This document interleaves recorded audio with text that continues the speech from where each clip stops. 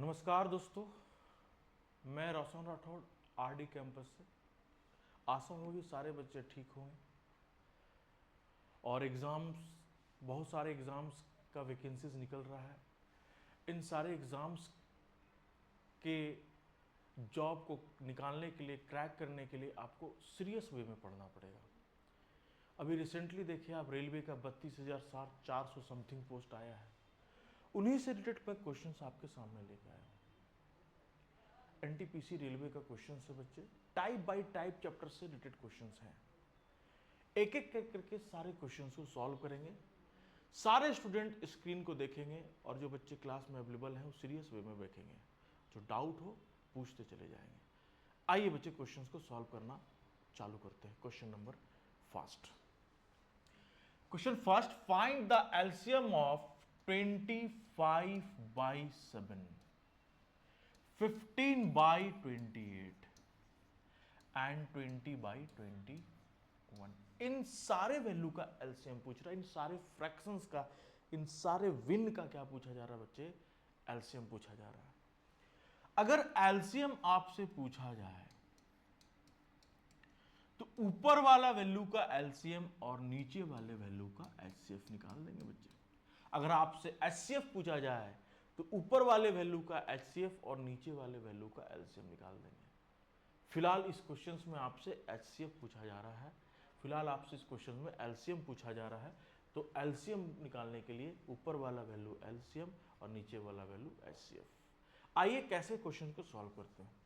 अच्छा बच्चे, सारे वैल्यू का एलसीएम जो आएगा वो क्या आएगा? 5 × 5 25, 5 × 3 25, 5 × 3 15 एंड 5 × 4 20। 5 × 5 25, 5 × 3 15, 5 × 4 20। तो आप देख सकते हैं 5 सारे में कॉमन है। क्या है? सारे में कॉमन है। तो एज इट इज 5 को लाकर रख दीजिए। रेस्ट वैल्यू आपका 5 बच गया, 3 बच गया, 4 बच गया। तो 5 3 ज़ा 15, 15 4 ज़ा 60। आपने 60 लिख देना बच्चे। और ये वैल्यू जो आ रहा है वो क्या आ गया? 300 आ गया। क्या आ गया? 300 आ गया। ऊपर का वैल्यू जो एलसीएम वो 300 आएगा। अब नीचे देखते हैं 7, इसको लिख सकते हैं 7 × 4, वेरी गुड। इसको लिख सकते हैं 7 × 3। तो आप देख सकते हैं 7 × 1 सारे में कॉमन क्या है? 7 7 7 कॉमन है और 7 को उठा के रख दीजिए क्योंकि 7 आपका एचसीएफ हो गया। तो इस क्वेश्चन का आंसर क्या आ गया बच्चे? 300/7 means option number first. LCM means HCF into A B, और एचसीएफ मीन्स जो सारे में कॉमन है। और क्या? सबसे इजी है ना बच्चे? समझ में आ रहा है नहीं आ रहा है? समझ में आ रहा है नहीं आ रहा है? Very good. Question number next, second question पे आते हैं। 3 chairs, cost price of 3 chairs, 2 tables equal to 700 and cost price of 5 chairs, 3 tables equal to 1100। ऐसे क्वेश्चंस को बनाएं कैसे? सर ऐसे क्वेश्चंस कैसे बनाएं? बहुत इजी वे में बनेगा, देखते ही आंसर आ जाएगा। अच्छा एक काम करते, एक वैल्यू को आपको कैंसिल करना पड़ेगा। वो आप पे डिपेंड करता है कि किसको कैंसिल करें। आइए देखते हैं, क्वेश्चंस को सॉल्व करने का कोशिश करते हैं बच्चे। एक काम करते हैं, टी को कैंसिल कर देते हैं। तो ऊपर वाले वैल्यू को और नीचे वाले वैल्यू को, दोनों को 3 से ऊपर वाले वैल्यू को और नीचे वाले वैल्यू को 2 से मल्टीप्लाई कर दो। क्योंकि इसमें भाई साहब दोनों का एलसीएम दोनों वैल्यू का एलसीएम 6 आ रहा है। तो 6 लाने के लिए एब्सेंट यहाँ कौन है? 3 है, तो 3 से गुना कर दो। और 2 लाने के लिए यहाँ एब्सेंट कौन है? 2 है, तो 2 से इसको गुना कर दो। बात समझ में आ रही है? तो आप देख सकते हैं 3 3 ज़ा 9C प्लस 60 इक्वल टू 3 7 ज़ा 21। और नीचे आ गया 5 2 ज़ा 10। क्या आ गया बच्चे? 5 2 ज़ा 10। C plus 60 equal to 2200। Plus minus करो, आंसर आ जाएगा। प्लस है तो माइनस, प्लस है तो माइनस, प्लस है तो माइनस। 60 से टिक से कैंसिल हो गया। -10C plus 9C minus 1C equal to -1200 plus 2100 -100 minus से minus cancel, means cost price of 1 chair 2 table का पूछा जा रहा है, मीन्स 1 चेयर का कॉस्ट प्राइस जो आया है 100 आया है। अब टी निकाल के 2 से मल्टीप्लाई कर देंगे बच्चे, तो आप देख सकते हैं टी यहाँ से आप निकाल सकते हैं, इजीली निकाल सकते हैं। आपको कुछ नहीं करना है, चेयर का दाम यहाँ मल्टीपल कर देना है। तो आपने कितना मल्टीपल करना है बच्चे, 100 मल्टीपल करना है, किसमें 3 से, तो आ जाएगा आपका 2t इक्वल टू क्या आ जाएगा 700 बच्चे।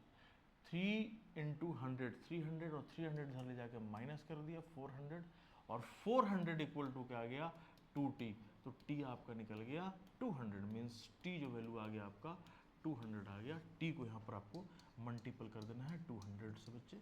200 इंटू 2 400 प्लस 100 मीन्स आंसर आपका 500 आ गया, और आंसर आपको टिक कर देना ऑप्शन नंबर 3 है ना। इजी, ये आपको समझाने के लिए इतना कैलकुलेशन किया गया, बट कैलकुलेशन इतना नहीं करना है। समझ में आ रहा है ना। आइए बच्चे ध्यान से देखते हैं क्वेश्चन नंबर नेक्स्ट। बहुत इजी क्वेश्चन है, क्वेश्चन नंबर नेक्स्ट देखते हैं। एचसीएफ से क्वेश्चन से बच्चे, एचसीएफ वाले चैप्टर से फिर से क्वेश्चन दे दिया गया। बोल रहा HCF of 2 numbers is 210 if their HCF is 35 and 1 numbers is 105, find the numbers of other. मैं फिर से क्वेश्चंस पढ़ रहा हूं आपके सामने। The LCM of 2 numbers is 210 if their HCF is 35 and one number is 105, find the other numbers, mean number second find करने को बोला जा रहा है। तो आप देख सकते हैं HCF इंटू LCM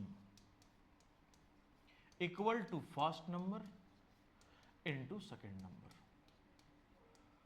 बस इसी पे क्वेश्चन क्रैक हो जाएगा। ध्यान से देखो, एचसीएफ क्या दे रहा है भाई 35, एलसीएम क्या दे रहा है भाई 210, और फर्स्ट नंबर क्या दे रहा है भाई देख सकते हैं 105, इक्वल टू क्या आ गया सेकंड नंबर आ गया ना। आया कि नहीं आया, यस सर आ गया। कैंसल आउट करते हैं बच्चे, 7 से काटो है ना, 7 पचे 35, 7 एकम 7, 7 पचे 35, 5 एकम 5, 5 तिया 15, 3 एकम 3, 3 सत्ते 21, और आंसर आ गया आपका 70, और ऑप्शन नंबर बी है ना। इजी, बहुत ही इजी क्वेश्चन है, ऐसे ही बनाते चलेंगे बच्चे। क्वेश्चन नंबर नेक्स्ट आते हैं। नेक्स्ट किस प्रकार का क्वेश्चन है उसको सॉल्व करते हैं। सारे बच्चों को दिख रहा है, किसी भी बच्चों को डाउट है तो पूछ सकते हैं, किसी भी बच्चे को डाउट है तो हमारा कमेंट बॉक्स में लिख के भेज सकते हैं। इस क्वेश्चंस के डाउट को, आपके रिलेटेड से डाउट को, क्वेश्चंस को सॉल्व किया जाएगा बच्चे। आइए क्वेश्चन नंबर नेक्स्ट पे आते हैं। क्वेश्चन नंबर नेक्स्ट, वाह क्या बात है, बहुत ही इजी क्वेश्चन। बोल रहा है A along complete work for 15 days. A किसी कार्य को 15 डे में करता है, and B can do a same job in 18 days. समान कार्य को बी 18 दिन में करता है। In how many days will be the job complete if both works together. अगर दोनों मिलकर इस कार्य को करें बच्चे तो कितने दिन में समाप्त कर दिया जाएगा। वाह बहुत बढ़िया काम है, बहुत ही अच्छा क्वेश्चन है। आइए इस क्वेश्चन को कैसे क्रैक करते हैं। सबसे पहले टोटल वर्क निकालो। तो सर टोटल वर्क निकलेगा क्या, तो सर इन दोनों का एलसीएम जो आएगा वो टोटल वर्क होगा। तो 15 और 18 का दोनों का एलसीएम 90 ले ले, आएगा सर 90 आएगा एलसीएम। अब एलसीएम मत निकालना सिखाओ हमको, या सीखो यार प्लीज। एलसीएम तो निकाल ही सकता, डायरेक्ट निकाल दो दोनों का एलसीएम 90, या फिर लिस्ट वैल्यू लो जो दोनों से डिविजिबल हो। दोनों से डिविजिबल तो 180 भी है, बट लिस्ट मैंने बोला क्योंकि कैलकुलेशन दोबारा नहीं करना। लिस्ट वैल्यू तो लिस्ट वैल्यू 90 ही आएगा जो दोनों से डिविजिबल है, या फिर एलसीएम जो 90 ही होगा बच्चे। या फिर जिन बच्चों को दिक्कत हो रहा है 15 और 18 का एलसीएम निकालने के लिए, देखो सीखो। तो 5 या कितने से जाएगा दोनों, 5 15 और 18 3 से कटते हैं, 3 पचे 15 और 3 6 18 खत्म हो गया। तो कितना आ गया 30 और 30 दिया 90। लिख सकते हैं, लिख सकते हैं। आया कि नहीं आ गया जी, आया कि नहीं आया एलसीएम 90। तो ये 90 क्या आ गया, टोटल वर्क आ गया। क्या आ गया, टोटल वर्क आ गया। अच्छा ये 90 काम, ये टोटल वर्क आ गया बच्चे यूनिट के फॉर्म में। ये एक यूनिट वैल्यू नहीं है टोटल 90, बट इसको एक अंदाज़ा लगा लिया कि हाँ 90 टोटल वर्क है, इसी को लेके बनाएंगे। तो 90 काम 15 दिन 15 डेज में, तो एक दिन में कितना काम? 6 काम। 90 काम 18 दिन में, तो एक दिन में कितना काम? 18 5 90। कोई दिक्कत?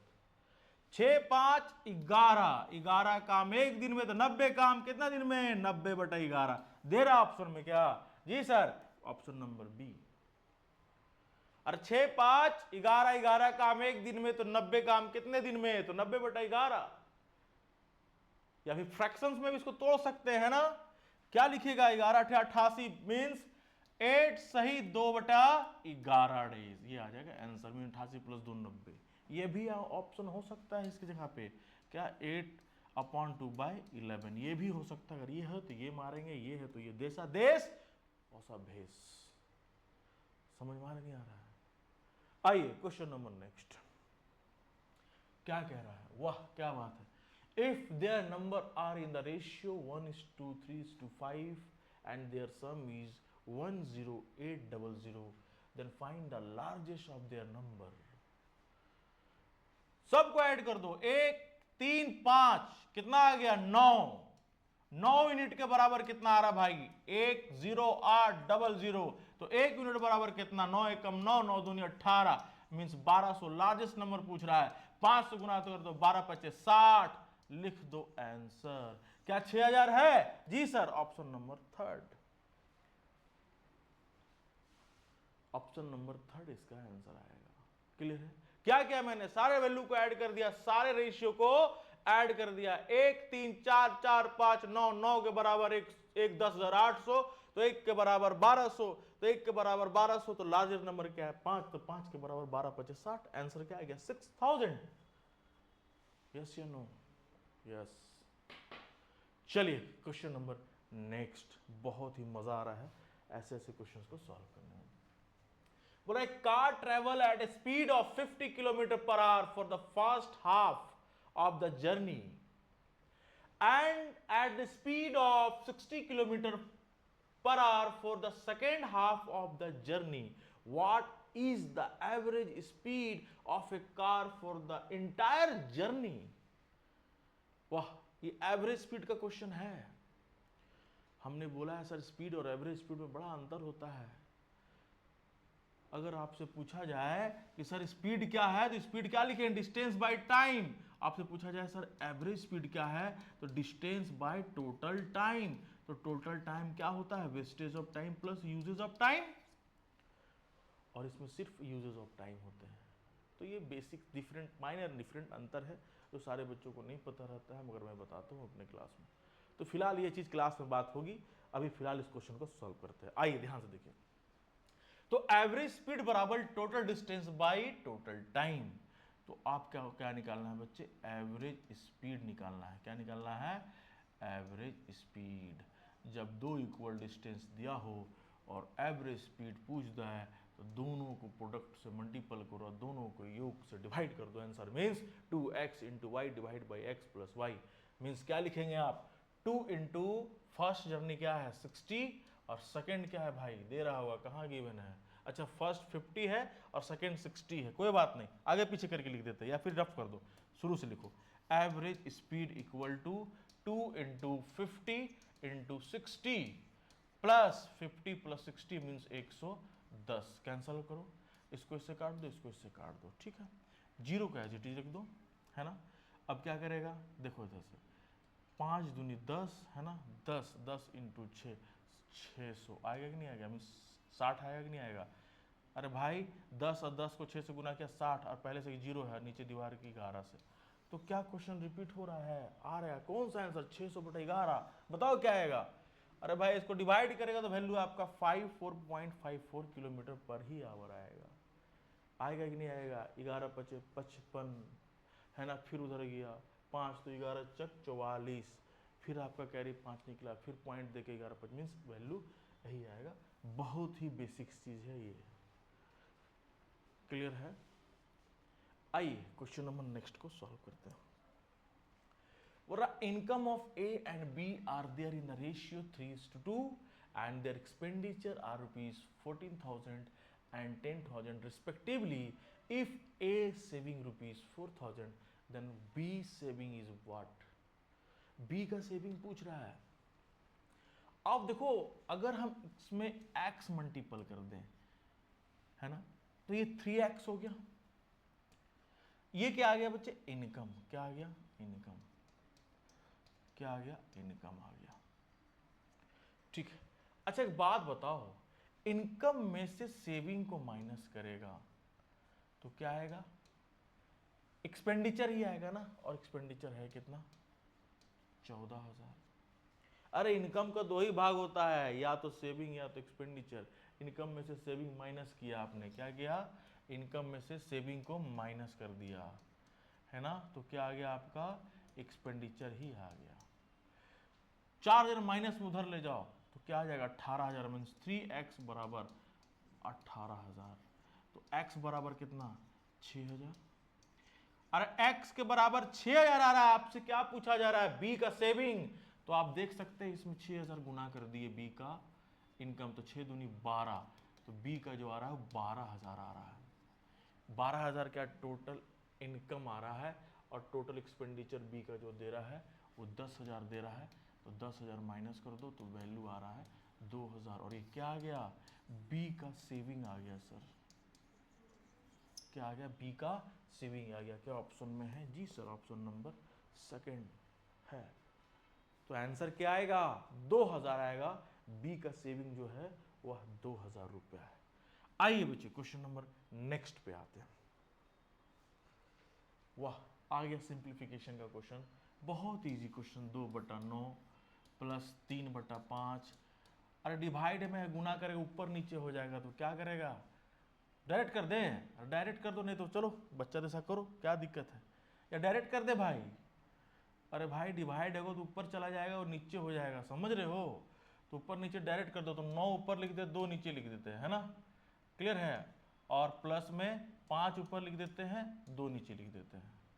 या फिर देखो डिटेल में देखो, ध्यान से डिटेल में देखो, 2/9 है प्लस 3/15 है।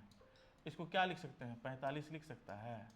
तो यहाँ कितना गया? 10। यहाँ 5 गुना होगा, और यहाँ कितना? 9 गुना होगा। तो 5 दूनी 10, 10 आ गया ये, और 9 तिया 27 ऐड कर दो तो क्या आ गया? ऊपर वैल्यू 37, है ना? इसी तरह देखो यहाँ पर पहले सॉल्व कर लो। 2/9 प्लस 2/5 क्या आ गया? 45।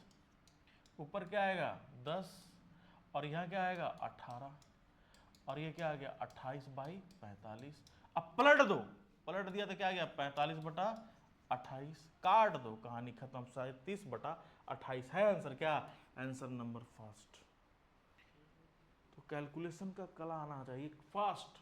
देखो कुछ ट्रिक्स व्रिक्स नहीं होता, सब फेल हो जाता है, बस कैलकुलेशन आना चाहिए कि आप कैलकुलेशन किस वे में कर रहे हैं।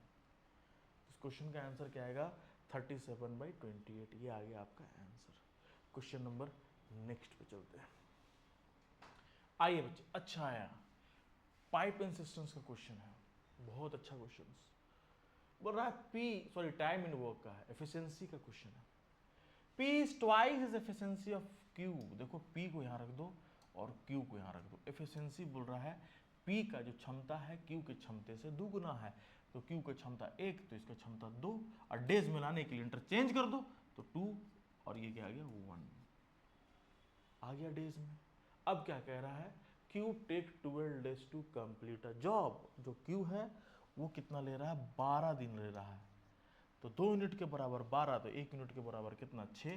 तो इसको 6 से गुना कर दो, मीन्स P कितना लेगा? 6 दिन लेगा, और ये कितना दिन लेगा? 12 दिन लेगा। आगे चलता है। If both them work together then how much time they work will be complete. अगर ये दोनों मिलकर इस कार्य को करेंगे तो कितने दिन में समाप्त हो जाएगा? अभी थोड़ा देर पहले इस क्वेश्चन को सॉल्व किया, बस उसी तरह सॉल्व कर देना है। आइए, P है और Q है, लिख दो P और लिख दो Q। P कितना ले रहा है? 6, और Q कितना ले रहा है? 12। दोनों का एलसीएम 12 ले लो, तो 6 दूनी 12, 12 एकम 12, मीन्स 3 काम एक दिन में। तो 12 काम कितने दिन में? 1/3 गुना 12, लिख दो 4 डेज। आंसर है क्या ऑप्शन में? जी सर, ऑप्शन नंबर सी। देख रहे हैं अपने आप मार्कर, अपने आप पेन चलता चला जा रहा है बोर्ड पे। तो बस थोड़ा सा ज्ञान लीजिए, क्वेश्चन इजीली बनेगा बच्चे। आइए क्वेश्चन नंबर नेक्स्ट पे। बोल रहा व्हाट इज द मीडियन। अच्छा देखो इसमें मीडियन भी क्वेश्चन आता है, स्टैटिक्स मैथ्स भी इसमें पूछे जाते हैं, मूवमेंट कर्टोसिस ये सब क्वेश्चन पूछा जाता है, मोड पूछा जाता है। तो एक दो क्वेश्चंस इसमें रहता है और सीडीएस में भी डाल दिया जाता है ऐसे टाइप के क्वेश्चंस। तो रेलवे और सीडीएस में आपको स्टैटिक्स मैथ्स पढ़ना पड़ेगा बच्चे। आइए इस क्वेश्चन को सॉल्व करते हैं। बोल रहा what is the median of the following list numbers 5, 3, 6, 9, 11, 19 and 9। पूछ रहा है मीडियन, पूछ रहा है भाई, क्या पूछ रहा है, मीडियन पूछा जा रहा है। ये गलती से यहाँ पर ऑप्शन डाल दिया गया, उसको ध्यान नहीं लगाएगा। ध्यान से देखो, एक काम करो, नंबर को अरेंज करो। अरे भाई बड़े छोटे से बड़े क्रम में चलेंगे तो 1, फिर क्या आ गया 3, उसके बाद क्या आ गया भाई 5, उसके बाद क्या आ गया भाई 6, उसके बाद क्या आ गया 9, उसके बाद क्या आ गया 11, उसके बाद क्या आ गया 19, सबसे बड़ा नंबर 19। अब इनका क्या बोल रहा है, what is the median of the following list number, इन सारे छोटे नंबर का सबसे मीडियन। अरे मीडियन मतलब बीच का, 3 उधर 3 इधर 6, क्या आ गया आंसर, मार दो आंसर 6। समझ गया, डिटेल पढ़ना है तो बैच में है, देखें मीन मीडियन मोड कैसे सॉल्व किया जाता है, कंसेप्ट क्या होता है, मोड क्या होता है, मीडियन क्या होता है। आइए topic number next, question number next पे। वाह, A sold toy to B a profit of 15%। अच्छा ए का जो है कॉस्ट प्राइस है वो हम 100 मान लें। अब इस 100 को 15% के लाभ पे बेचता है किसको, बी को, तो कितना आ गया 115 आ गया। वाह क्या बात है। उसके बाद बोला B sold it back to A, B ने फिर ए को बेच दिया, कितने के प्रॉफिट पे, 20% के प्रॉफिट पे। तो भाई ये बी का कॉस्ट प्राइस हो गया, फिर ए को जो बेचा वो इसका सेलिंग प्राइस होगा, तो कितने के परसेंट के प्रॉफिट पे, तो 20% के प्रॉफिट पे। तो देखो तो 115 गुना 120 डिवाइड बाई 100, काटो तो इसको इससे काट दो, इसको इससे काटो, है ना, 2 से काटते हैं, देखो इसको काटते हैं 2 से, इसी को काटो ना भाई, 2 6 जा 12, 2 5 जा 5 से काटो, 5 2 जा 10 और 5 3 जा 15, गुना करो 6 3 18 का 8 हाथ में 1, 6 दूनी 12 और 1 13। मीन्स ए का जो कॉस्ट प्राइस होगा दोबारे से वो कितना 138 होगा, और बी का सेलिंग प्राइस जो होगा वो 138 होगा। बोल रहा हाउ मच डिड अ पे for the total original, means यह कितना टोटल ओरिजिनल प्राइस पे किया है, जो कि कितने में बेचा भाई। फिर से मैं क्वेश्चन रीड कर रहा हूँ, ए बी को 15% के प्रॉफिट पे और बी ने ए को फिर 20% के प्रॉफिट पे, जिसके कारण बी को कुल गेन जो है वो कितने का हुआ है, 552 का हुआ है ना। कुल गेन जो हुआ है बी को 552 को हुआ है। तो बताओ ए के द्वारा जो पे किया गया वो कितना किया गया। अच्छा बच्चे एक बात बताओ, ध्यान से सुनो, टोटल 138 आ रहा है। अब 138 जो है वो क्या है, बी का सेलिंग प्राइस है, 138 बी का सेलिंग प्राइस है, और कॉस्ट प्राइस बी का क्या था भाई 115,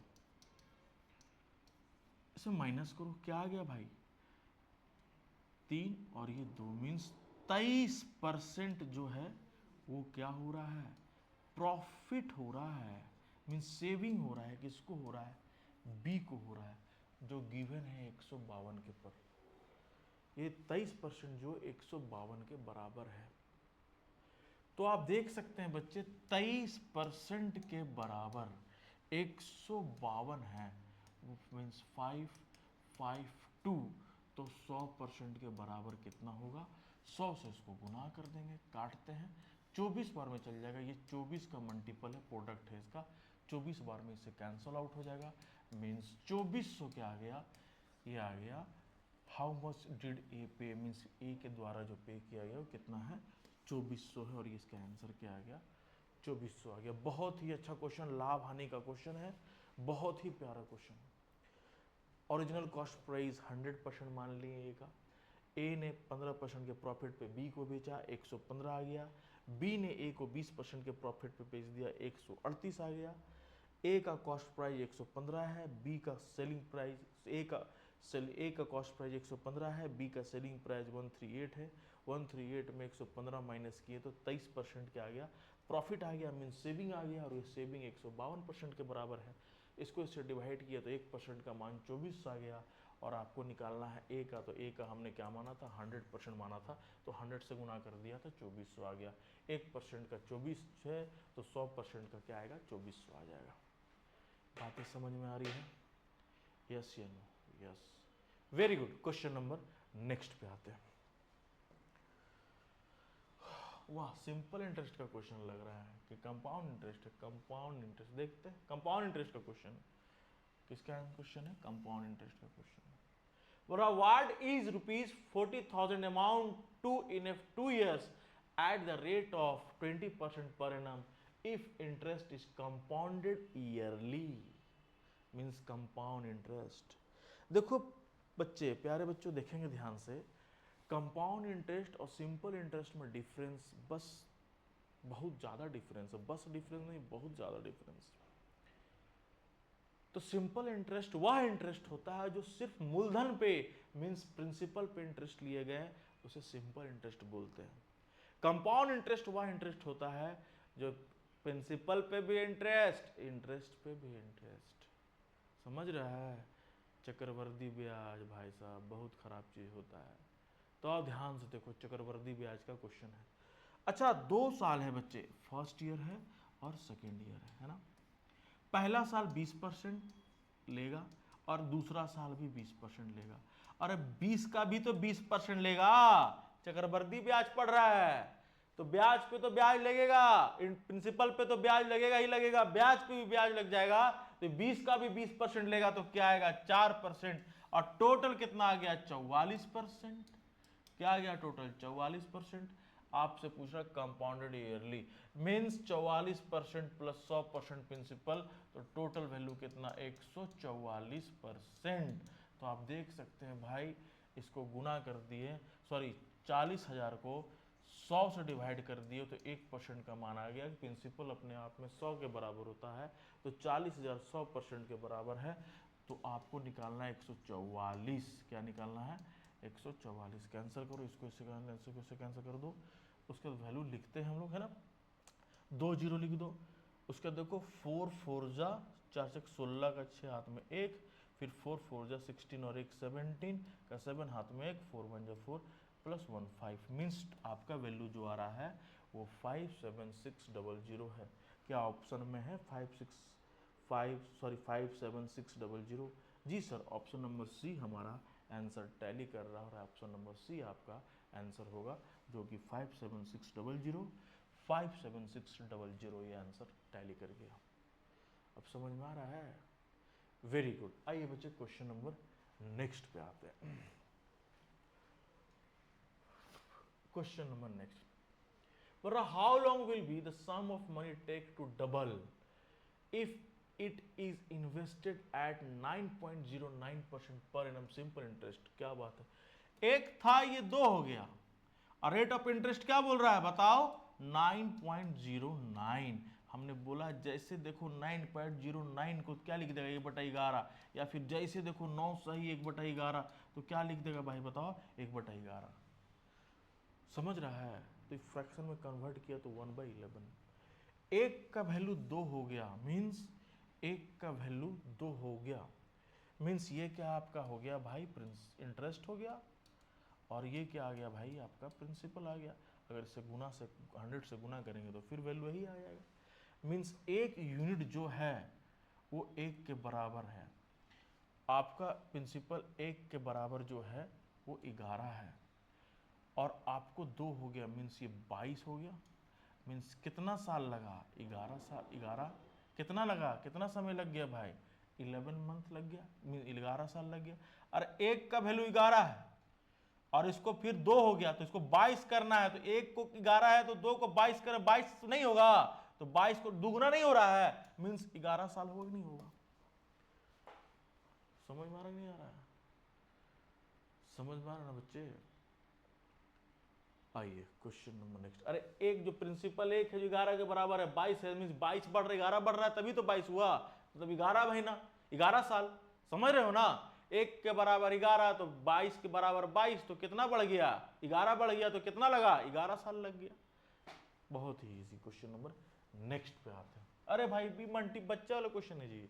आओ देखो सॉल्व करते हैं। 5 3 6 फिर 3 6 है ना।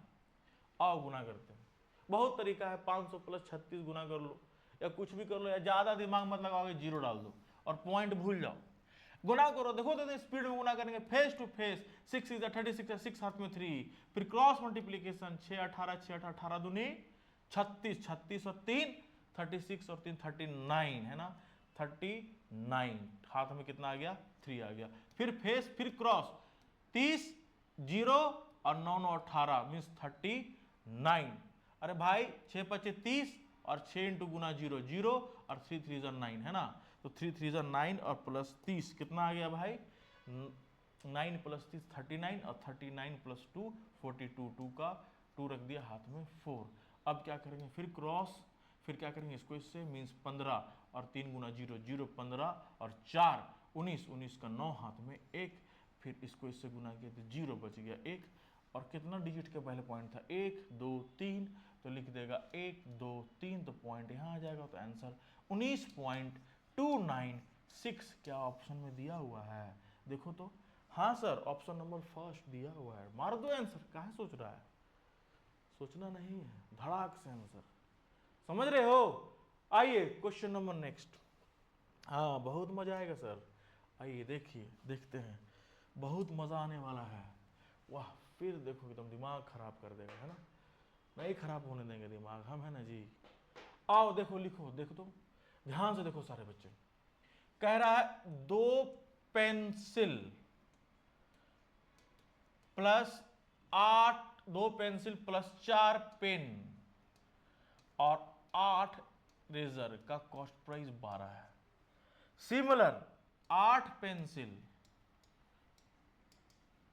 और कितना पेन? 10 पेन और कितना रबड़ जी? 14 रबड़ का प्राइस कितना? 36 है। तो आपसे पूछा जा रहा है 3 पेंसिल, 3 पेन और 3 रेजर का कॉस्ट प्राइस क्या आएगा? आइए ना, क्वेश्चन देख रहे हैं, स्क्रीन पे दिख रहा है। आइए सॉल्व कीजिए, ध्यान से देखिए, सॉल्व करते हैं। अरे भाई 8 में से 2 माइनस किया 6 आया। 8 में से 2 को माइनस किया 6 पी, पेंसिल को पी से डिनोट करते हैं और पेन को पी ई लिखेंगे, है ना। 10 में से 4 को माइनस किया तो क्या गया? 6 पी ई आया। अब 14 में से 8 को माइनस किया तो क्या गया? 6 ई आया। और 36 में से 12 को माइनस करेगा तो 24 आएगा। लिख दो। 3 3 3 डिवाइड कर दो सबको 2 से, तो आ जाएगा 3, आ जाएगा 3, आ जाएगा 3, और इसको से डिवाइड किया तो क्या आ गया? 12 है ऑप्शन में। क्या? ऑप्शन नंबर सी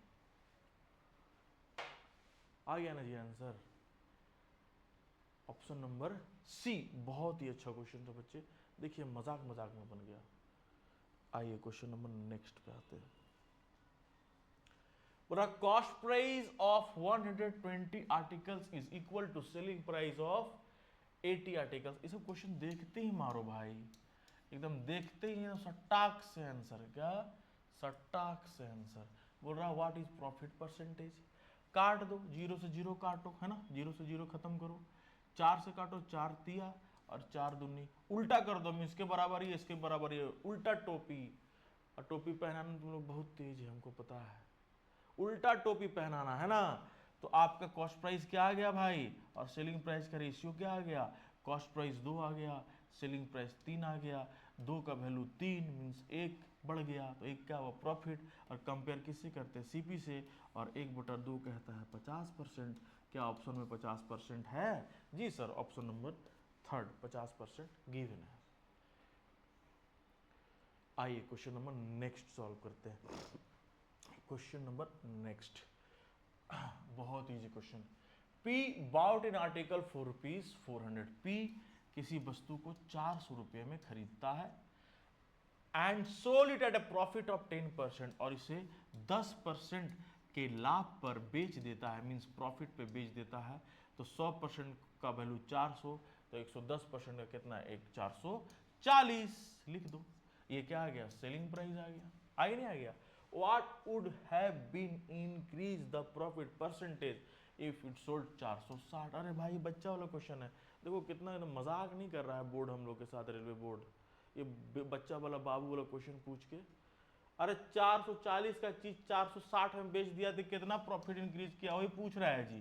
तो कितना किया, 20 किया। और किससे किया, 400 किससे किया, ना कि 440। ध्यान दीजिएगा, ये इसका सेलिंग प्राइस है, कॉस्ट प्राइस आपका इनिशियल 100 ही था।